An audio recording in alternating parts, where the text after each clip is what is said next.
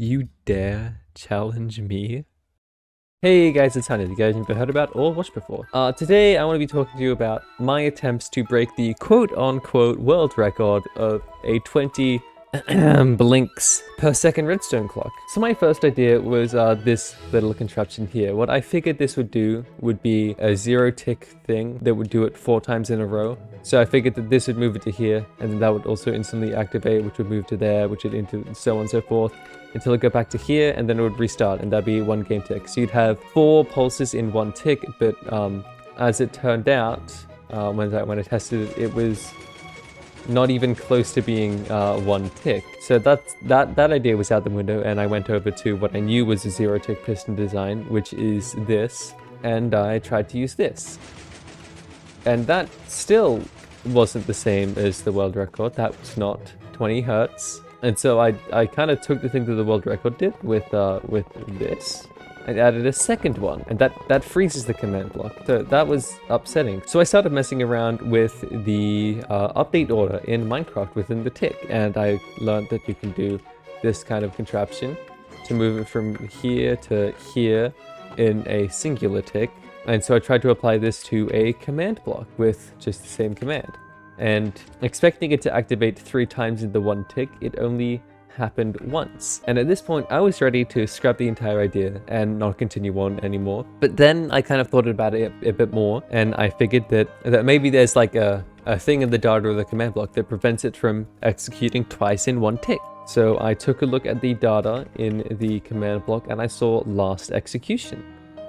And so I created this thing where you have this, which counts a pulse, and then this, which removes its last execution, and then these 2 chain command blocks are empty, but then they go back around into here and activate them again in the same tick. So in theory, activating twice in 1 tick. Now at this point, I didn't feel like keeping ticks and everything, just like all of that in my head. So I have these 2 command blocks here.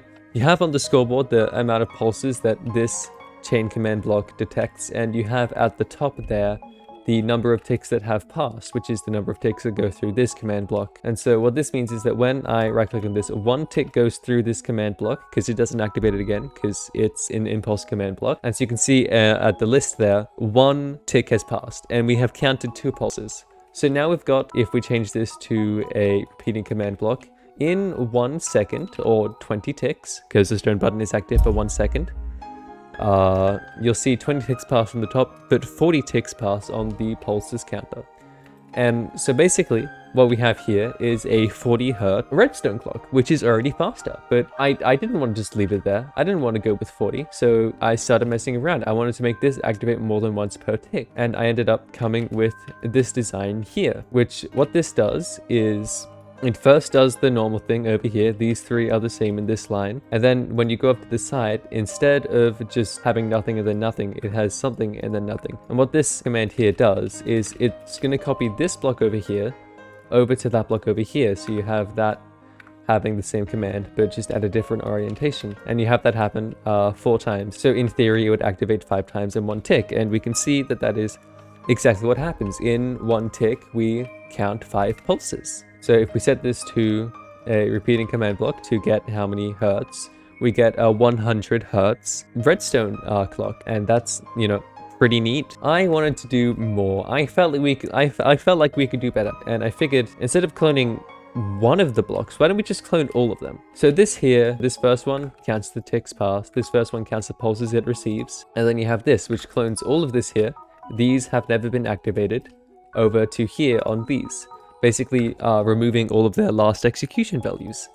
And so then that goes back over here and counts this again. And so from there, you can keep doing this in theory indefinitely. But the game has a cap, which is the max command chain length, which by default is set to 65,536. So if we count how many we get in 1 tick, we get 16,384 pulses counted in 1 tick. Or if we want to go and get the hertz of that, we need to set this to a repeating command block. And we can count that to... Oh god, this is going to take a while.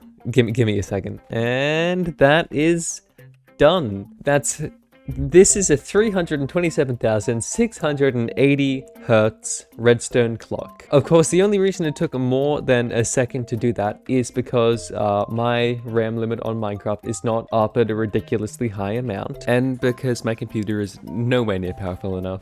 So at this point, it could be 327,000 hertz, but it depends on your computer and how much RAM you've allocated to Minecraft. Now, I mentioned the game rule before. And that's because we can change it from the default value of 65,536. We can set it to the maximum possible value it can be, the 32-bit integer limit, 2,147,483,647. That is the highest we can set it to. If we try and set it one higher, it will not work. If, with the default value of 65,536, we are getting 16,384, then that is a factor of 4. You're getting a quarter out.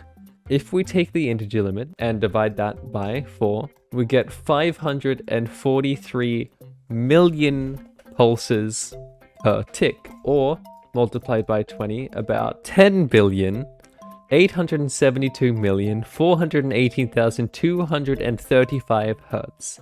So if we have the max command chain length set to the highest possible value, and I press the button, it's just gonna go up, and it has to do this until it reaches, I think it was somewhere near 500 million.